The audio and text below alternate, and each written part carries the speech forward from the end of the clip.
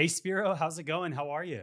You're doing real well, Mark. It's nice to be here. Thanks. Awesome. Well, I'm really stoked to have you on today. And for everyone listening, we have Spiro with Epica.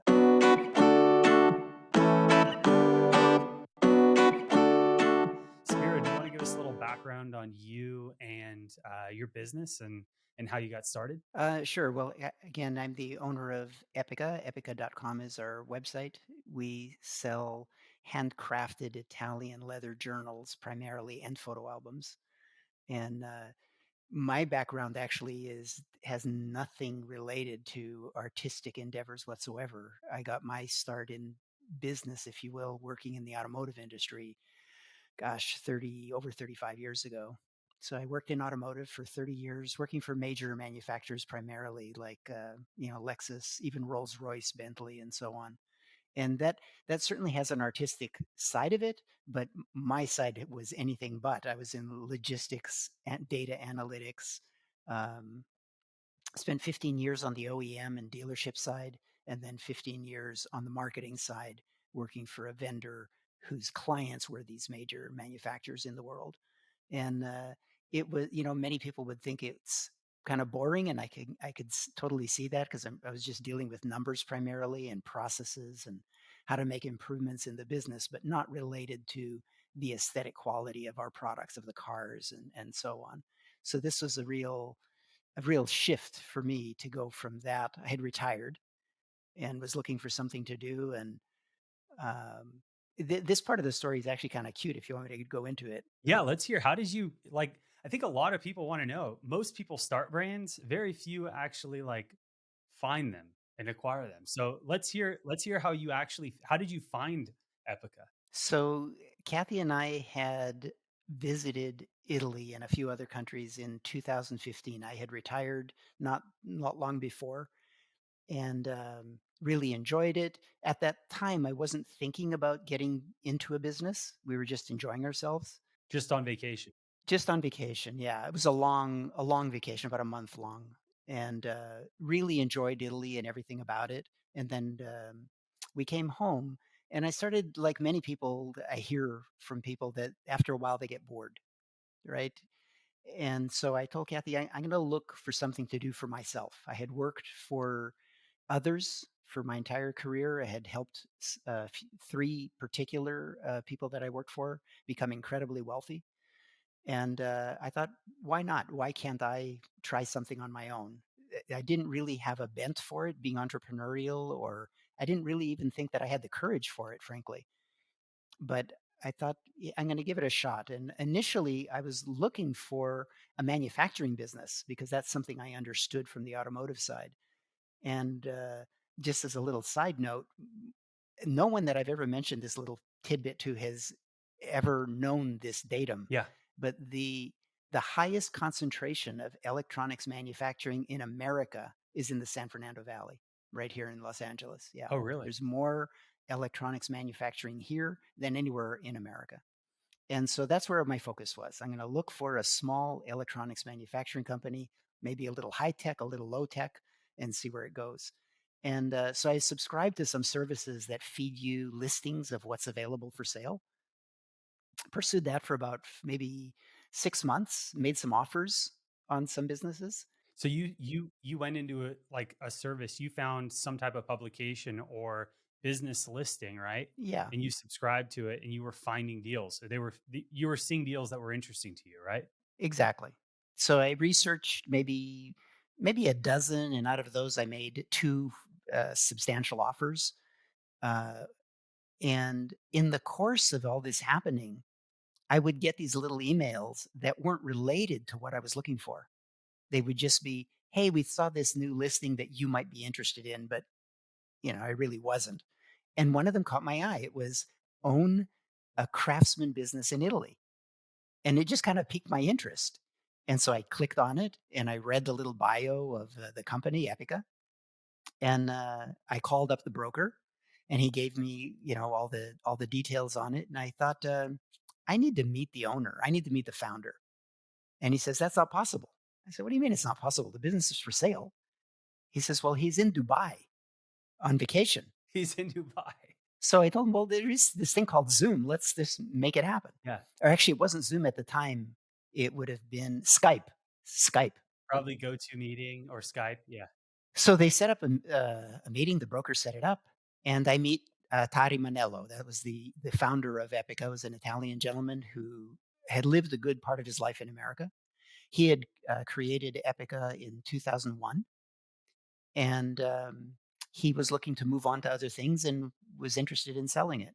So we had a long conversation, and over the next 4 weeks, we had a meeting every week where I would ask him questions. So the broker would feed me financial data, anything I asked for, the broker would send me. I would, analyze it, come up with questions, and then I'd meet with Tari on the phone for about an hour once a week. So due diligence phase. You're Yeah, going through the books. You're yeah, seeing if this is right for you. exactly. At that point, did you put an offer in yet, or was No, it purely just due diligence? I'm interested in this. A small deal. just fact finding. So on the second week when we had our weekly call, he was in um, Lithuania. Yeah. I'd never met anyone from Lithuania, and he was just traveling. Yeah. So we had a nice meeting there. Then the next week he was in Stockholm. We had a nice meeting there, and I said, "Listen, you like to travel. I want to meet you. Let's meet in Florence." He says, "Great." A week later, we met in Florence. Wow.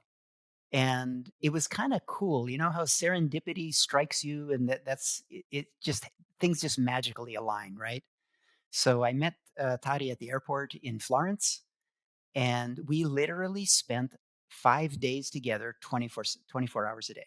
So we rented a little apartment, a little guest B Airbnb, two-bedroom. We ate together, we saw each other all day. We visited all the artisans. He told me all about what he loved about Florence and the business and da da da. And then we got on a train, and we're on a bullet train from Firenze to Milano, and that's where we inked the deal.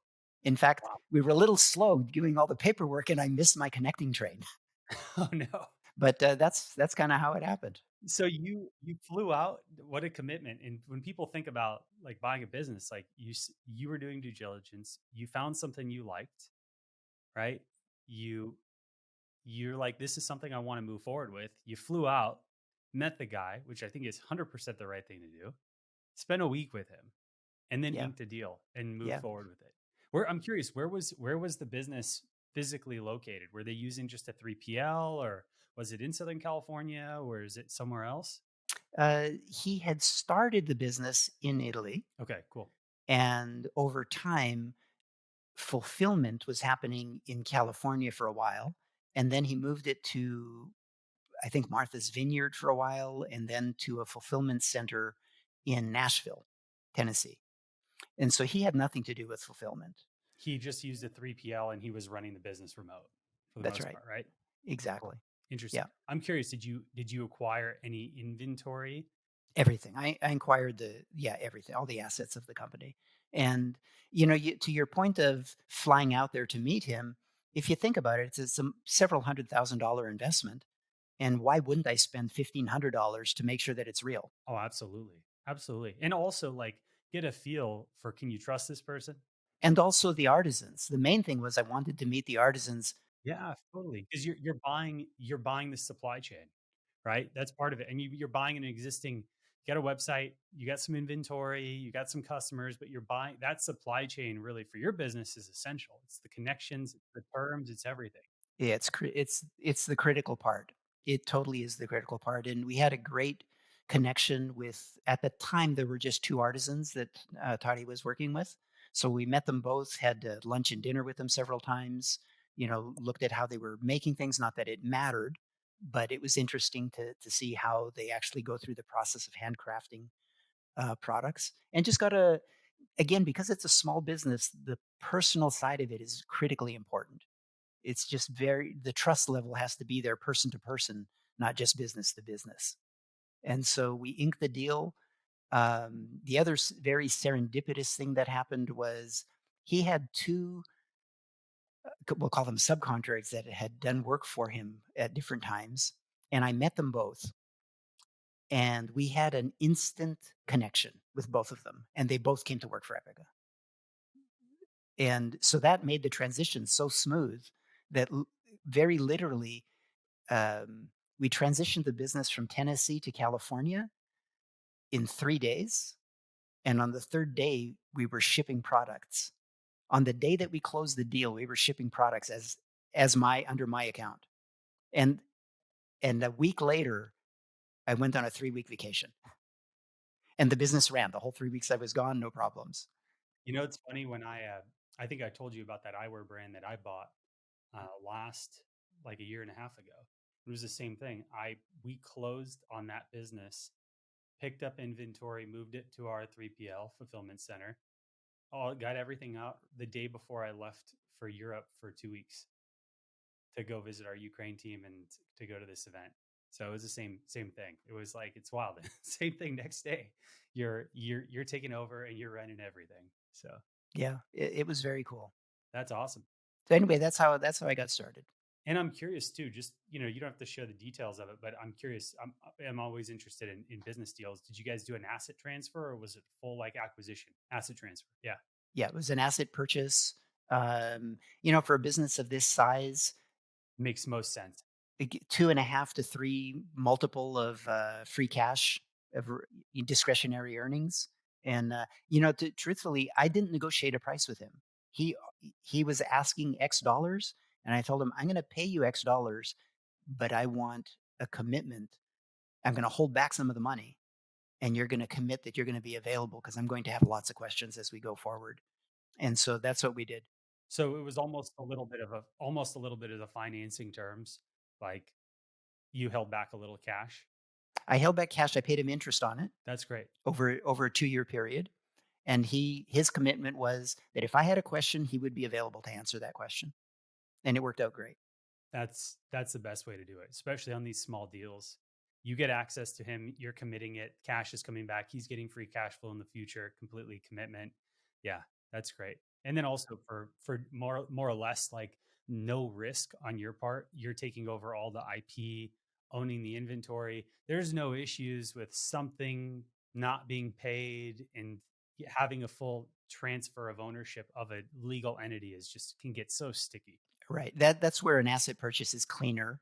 Yeah. I mean, I even know a lot of people that buy like massive, like have sold like $100 million companies and still did an asset purchase, an asset transaction. Yeah. Yeah, sure. It's not uncommon at all. Yeah. I'm curious too, just going back to what you said earlier, was this a local business broker that you were working with? Was it a national, since you were originally looking for local electronic manufacturing companies? When I think of buying a company, most people think, oh, I'm going to go to Flippa or Empire Flippers or one of these online sites. But Yeah, yeah, I wasn't working with a particular broker. I was working with all my due diligence on the companies that I researched was with the broker of the seller. what's the broker of the seller? Yeah. Yeah. So there are two main sites in the US that handle small businesses. And when I define small, I'm going to say, 5 million and less in revenue. 5 million less. Yeah. So bizben.com and bizbuysell.com, those are the two big ones. I think they represent close to half of all the small business transactions that happen through a broker in America. Very cool. And I'm also curious too, did you just when it came to, was this just all cash that you had in savings? Did you take out an SBA loan or anything? Just cash? That's great. Yeah, as I said, we had retired and you know, I mean the money was doing something. It was sitting in our, 401ks and this and that. It's sitting in a 401k or a bank account. Yeah. So, Yeah. It doesn't really make much. Yeah. yeah, That's very cool. So tell us, like, you've got the business, right? How long ago was this? Like this was in 2016. 2016, you've got the business, you transfer everything, you're taking over. Like how was it like the first year, 6 months, year, 2 years? Like how was it acquiring this business? And obviously you're learning a lot of different skills now because you're in a different business than you were in, and you're also owner of a business now. Yeah, my background though, I did work for a marketing company. Our marketing was all offline marketing. I remember you said it was a lot of direct mail, right? Direct Yeah. mail primarily, right. So learning the e-commerce business was quite a curve for me. I had no knowledge of e-commerce whatsoever. So that was very steep and in some cases painful learning for me, particularly on the point of how to discern whether a marketing professional, someone like yourself, was full of crap. A charlatan. Yeah. Yeah, I came up with this term that charlatans and thieves Charlatan. Yeah. Yeah. because it's so easy to promote oneself as a marketing expert, quote unquote. And how do you know other than talking to people that they've referred, they give as a reference? So my first experience with the e-commerce side was changing our website because the website hadn't been updated since 2005. And if you think about how much technology had evolved from 2005 to 2016, it was a pretty old site. Totally. So did you at this time, you were the current website wasn't I mean, that's pre-Shopify. So you do the migration in the Shopify ecosystem? Yeah, that was a 5-month project. Awesome. I started it the month after I acquired Epica. Yeah. I chose to not hire a big firm to do it, and it was relatively inexpensive, under $10,000. Oh, that's great. Especially with the backend infrastructure of your type of site, a big firm could have charged you easily 30 to 60 grand. At the time, the estimates I was getting were in the 20 range, but I could certainly see how it could escalate from there. But the critical thing that they did wrong and that I just didn't have the knowledge to understand well is because we were moving from a different platform, Xcart, and changing the site. In addition, all the pages had to be changed, and they did a very, very poor job with the redirects. Very, very poor. They didn't manage it right, and I'm sure you guys had a lot of bad backlinks. And when you have a full life, it's fine if hey, it's really easy if you have 5, 10 products on your website, you can get that done relatively fast. But if you have as many products as you do, full marketplace, it's a tedious process to make sure every redirect is going to the right place and there's no bad links. And it wasn't just redirecting in and of itself, is because the pages were being changed. And so the correct keywords weren't being applied. And I can't lay that all on, yeah, I wouldn't lay that all on the developers because they were just doing what I asked Yeah. them to do, but I didn't know better to ask the right questions at the time. So Yeah, the pre platforms can be our organic traffic dropped over 30% in one day. oh wow. Within 3 days of launching on Shopify, our organic traffic dropped by 35%. And it took and then it dropped further, about half of our organic traffic went away. And I went through 5 different quote unquote SEO experts before I found one who really took responsibility and fixed it. And literally it got fixed again. It was a one-day thing, He did a lot of changes, and it didn't seem like Google was recognizing those changes. And then one day, all the stars aligned and our organic traffic doubled in one day. Yeah, it's interesting. It's like it takes Google needs to index the site with the site XML and hitting all those parameters, but when it does, you notice it. Yeah. Yeah. So you got that done, and how long did that take to get an expert in there to really ramp that organic traffic back up 30%? Well, to go from down to back up again was a 2.5-year process. Oh, wow. Yeah. So we suffered for 2.5 years. So tell us a little bit more about your journey and how has it been since you've bought it? Now it's what, been 8 years since you bought the business? 7th year? So we're in our 7th year, yeah. 7th year since you bought the business. What are some of the things that you really enjoy about it? I didn't think I would enjoy the customer side, but I really do. And over probably in the first year and a half, it started to strike me that the pleasure that I derived was from delighting customers, of giving them a really exceptional experience. And I noticed that customers who were buying our products were generally very, very happy to be doing it, not just happy with what they bought, but happy to be involved in the process, which is very different from being in the car business. On the sales side, people are happy for the first few days, and on the service side, they're never happy. So to be involved, to be working with customers who were truly, and for some of them, it was a once in a lifetime purchase. When you're buying $1,000 journal or a $1,500 journal, which are rare, but even a $400 journal is a lot of money. And so for many people, it's a one time experience. And to be able to work with someone like myself or our customer service people, and and and bring it to fruition the way they envisioned it, or to give them that vision. It was really special, and I came up with this title, Chief of Customer Delight, because Chief of customer delight. that's ultimately my product. Is if the customer isn't delighted, we haven't done a good job. For sure. And I think also just your product's so unique that people think you're selling journals, but you're really selling like family heirlooms at the end of the day. Like you're selling something that someone's going to store and transcribe information. They're going to add in photos. It's going to be something that someone's going to hold from generation to generation. Yeah. The only way someone's getting rid of an Epica journal is if a tornado or or a flood or a storm comes through, right? And that gets ripped out of their life. No one's going through their no one's going through their stuff and being like, "Oh, this is something I'm going to throw away." This is something that Exactly. literally generations of family information is going to live. I think it's really interesting. It's so cool. Thank you. By coincidence, Mark, yesterday I closed the deal with a customer for 50 photo albums. That's going to be generational. Wow. It's going to span 3 generations, and they're buying all the albums at once because they want to have them for the future. They want to make sure they have the same albums as they go forward.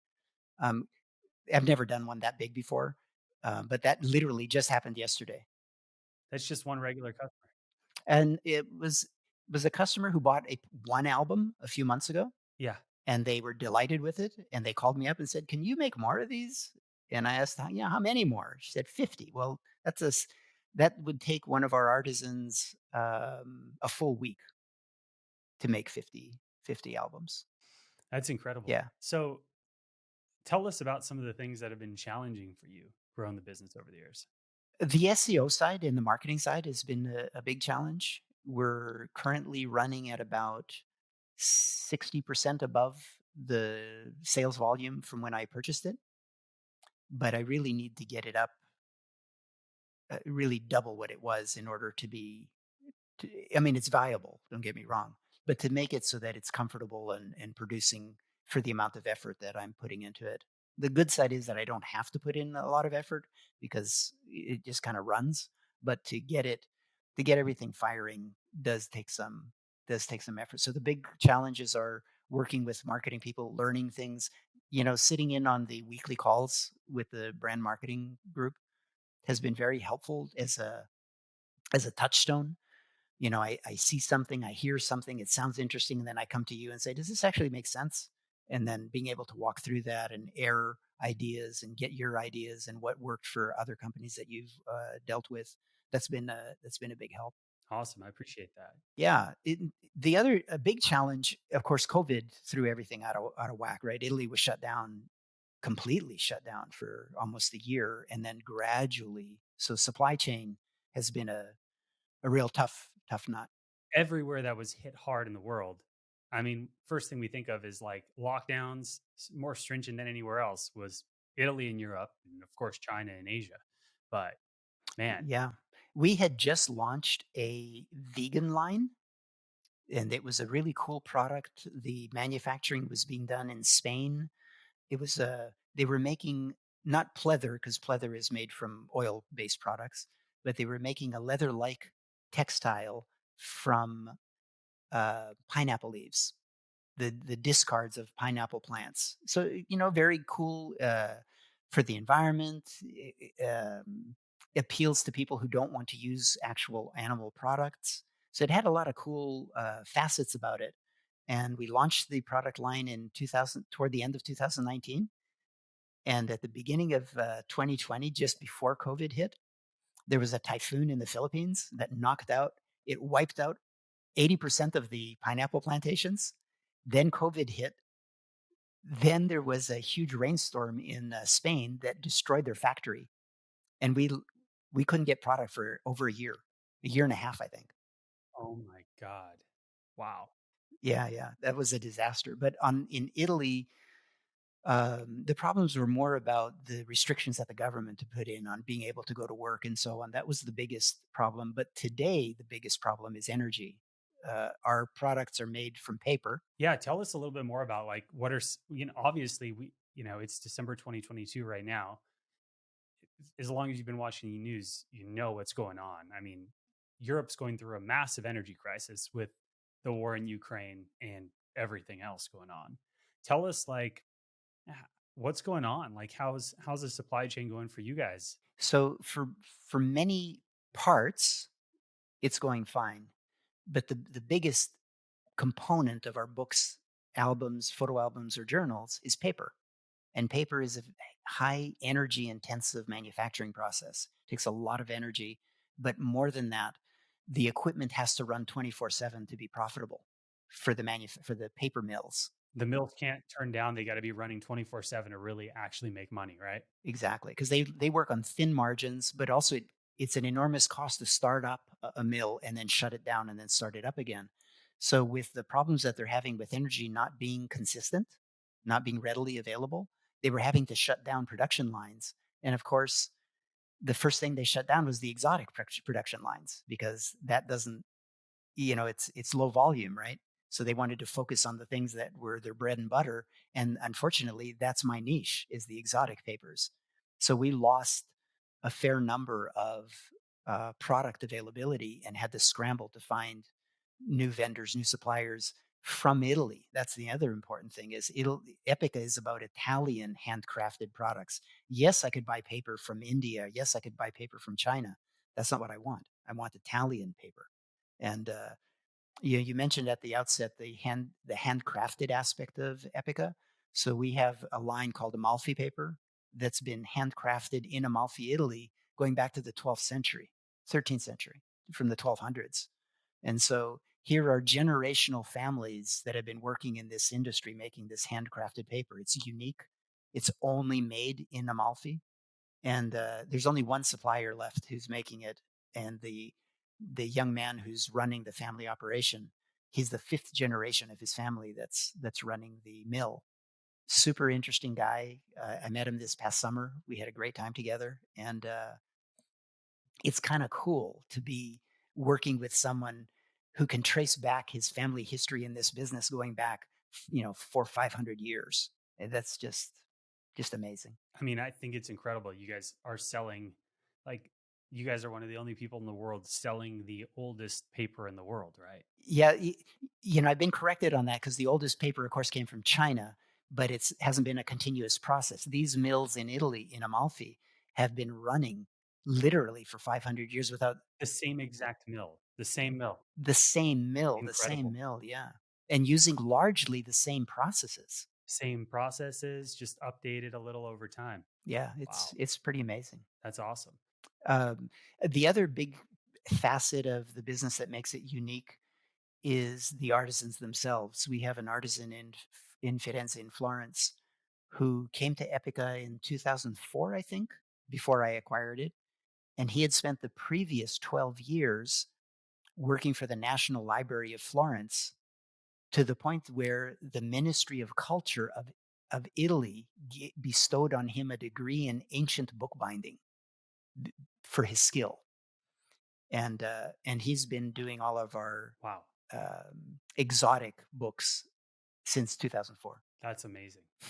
So you guys have a lot of history with the products that you guys are making. What are you most excited for in the future? Or like where do you see Epica going like over the next year, 2 or 3 years with its product roadmap, with like maybe what it stands for, what you guys are doing overall? Yeah, interestingly, I tried emulating a couple of our competitors and introducing lower cost products. So our average order value is in the 230, 240 range.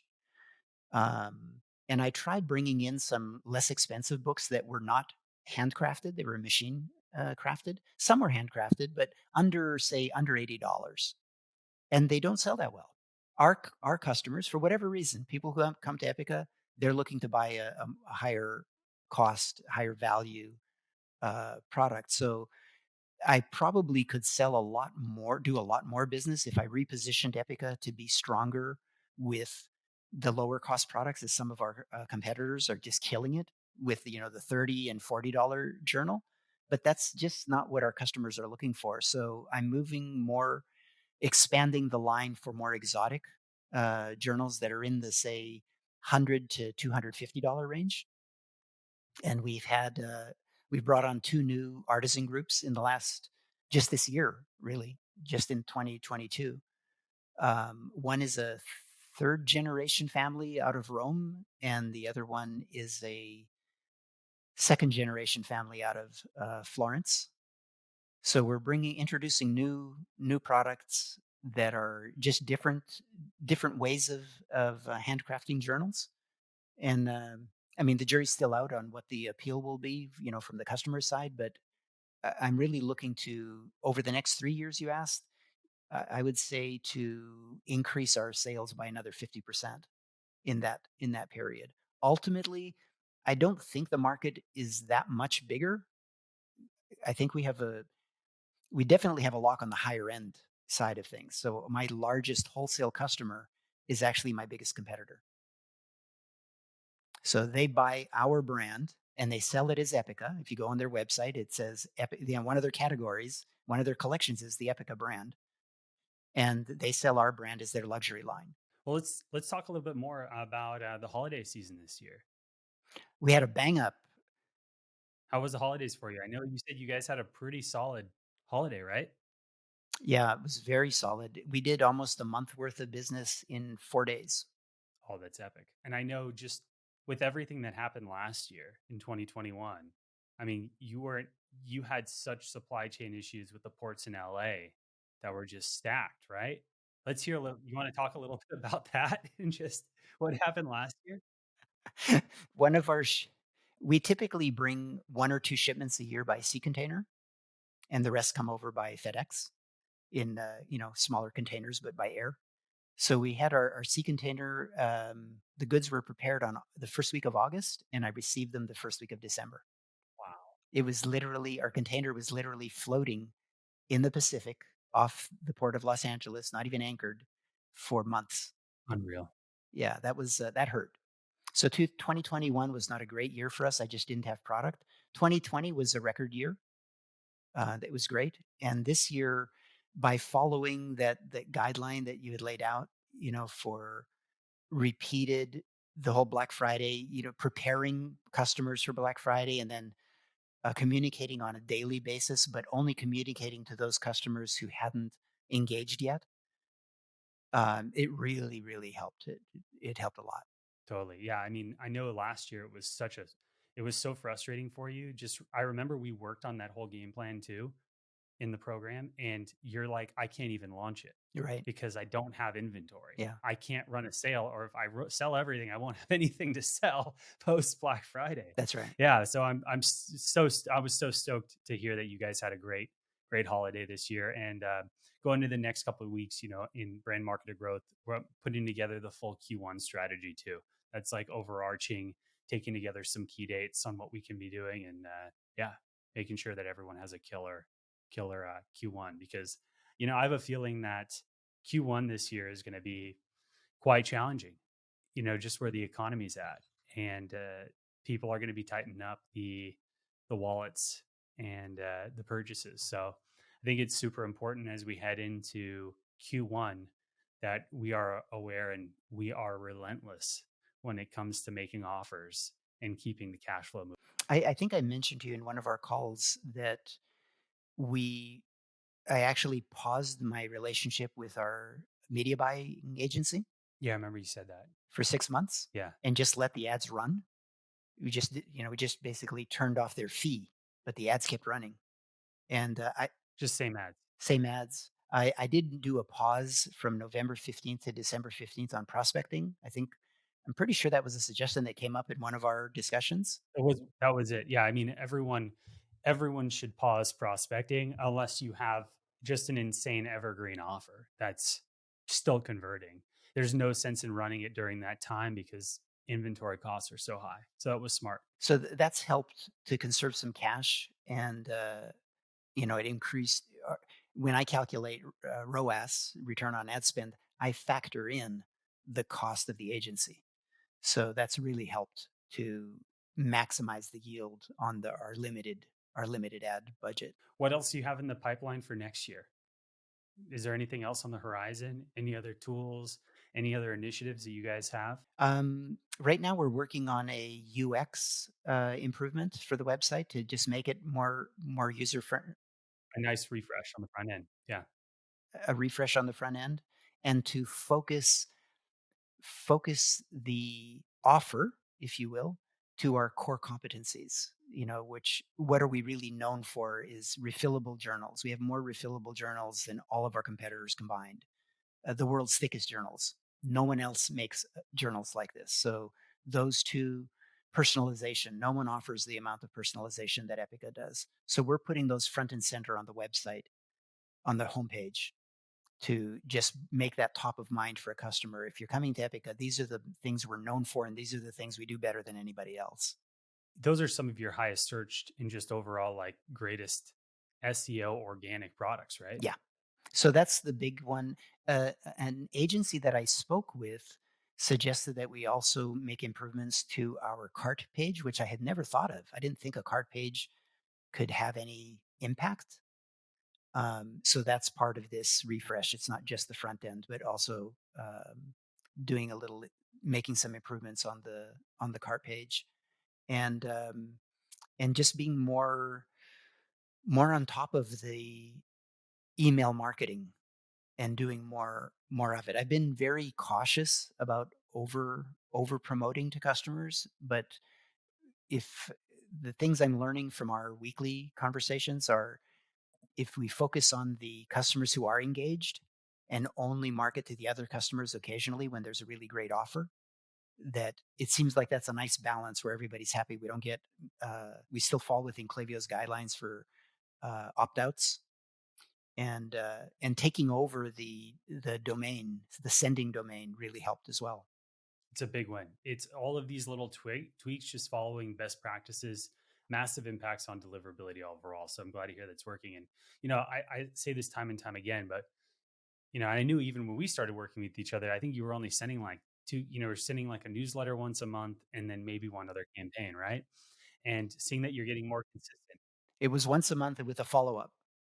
Yeah. And then there was a follow up. Like what happens is if you don't email at least twice a week, the list starts to die because they forget about you. Just what happens. Like you don't become relevant to them.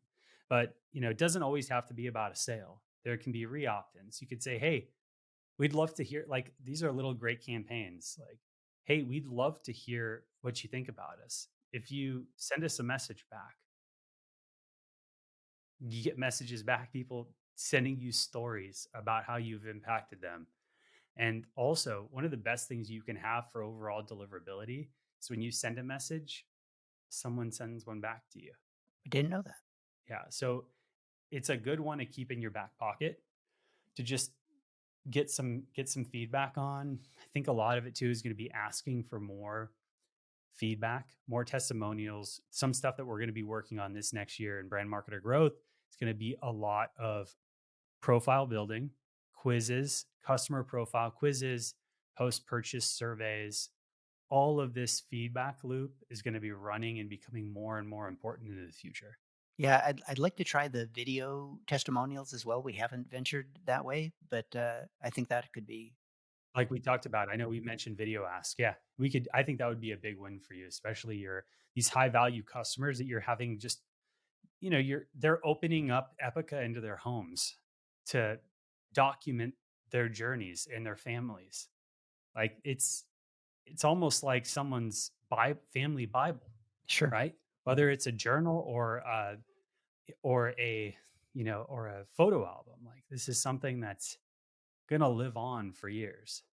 Yeah, and that's the intent. They're supposed to be generational. I have some good ideas too, and we were talking about this on this week's call, but I think we're going to do a training on it soon about how to actually start making short form 40 to minute 30 like viral ads using voiceovers and scripting and b-roll and product photography. Fantastic. So we'll be talking a little bit more about that, but I think those are scrappy ways that we can build some more top of funnel assets that are super engaging, where it's like I can already see the script right now. This is the world's oldest journal, right? It's like made with this paper from any there's some really good storytelling that we could tell out of that, Yeah, that I think could be pretty viral. very cool. Yeah, cool. Well, what's your last question just to wrap up? Like, what do you have in store for the future? And like, where do you see Epica like over the next 3 to 5 years? Is this something that you eventually wanna, have acquired? Do you want to be running this as a cash flow business? Like, where do you see yourself going now that you're in your second part of your life, already retired and running this business? Yeah, Kathy and I have been chatting about that actually this year, and I figure maybe 4 to 6 years more of actively being involved. And at that time, the ideal scene really would be to turn the business over to one or two of our employees. That would be the perfect world where I could continue to mentor them and they could take it where they want to take it. But I'm not opposed to selling it outright. But I figured 4 to 6 more years of active involvement is about what I feel I have the energy for, and so on. That's what you wanted it. Yeah, And then one more question just for you, because we talked about a little. I know we've worked together for. it's our third year. Yeah, I mean, this is since July 2020 when we started brand marketer growth. Like, how's your experience been in the program, like overall? And what have been, like I've actually never even really asked anyone this on video before. We ran the program so just under the table is like, and only talking about it when people ask or it might be a right fit. But love to hear just your feedback on the program overall and like how's your experience been in it. I'd say the biggest takeaway has been knowing that I can listen to a pitch or I can listen to a technology update and I get what I get out of it, which is sometimes a lot, sometimes a little, but then I can bring it to our meeting and ask, what do you guys think? Or what have your clients who are bigger, much bigger in most cases than Epica, have they used this tool or have they used this technique or have they used this philosophy and be able to vet and be able to tap into that resource that otherwise I wouldn't have the confidence. I would discard so many ideas by not having the resource and being able to then flesh it out and so on. That's one side of it, and the second one is just listening occasionally to people like me that are part of the group that are bringing up an idea. That's been helpful as well. That geez, I never thought about doing that. And then having you walk through the steps. Those have been the two biggest takeaways. It's really been a comfort to, especially from my past experience of having, I don't know if it was just bad luck or I was just picking the wrong people, but there's just so much out there that's trying to promote themselves as experts in a field, whether it's media buying or apps or SEO. And boy, you can spend a lot of money in a very short amount of time and have nothing to show for it. Yeah, I agree. Well, I appreciate that, Spiro, and it's been great getting to work with you too. I mean, the energy that you bring to the table and seeing how relentless you've been, even when times are tough, has been really awesome to see. So I'm glad you enjoy the program. I'm Thanks. stoked to see you grow more and more, especially like it's been almost like a year of holding pattern, just with supply chain issues, the energy issues. So I'm hopeful that things will turn around and we'll be able to get you into that growth phase that you're really looking for. Yeah, thanks. Cool. Well, how can people reach out to you? Like, are you active on any social media? Should they, where can people learn a little bit more about Epica? Primarily from our website, epica.com. We are on Facebook and Instagram. My personal LinkedIn profile is available. If anybody actually had a question specifically that they wanted to ask, they could, We'll put it in the show notes for everyone. Yeah. yeah, they could email and I'd be happy to reply. Well, thanks, Spiro. This has been a great interview today. Thanks for coming on, and it was great getting to hear your story and learning a little bit more about Epica and how you bought something and built something, which usually what we hear is someone just building something from the ground up. So it's been great. Yeah, thanks.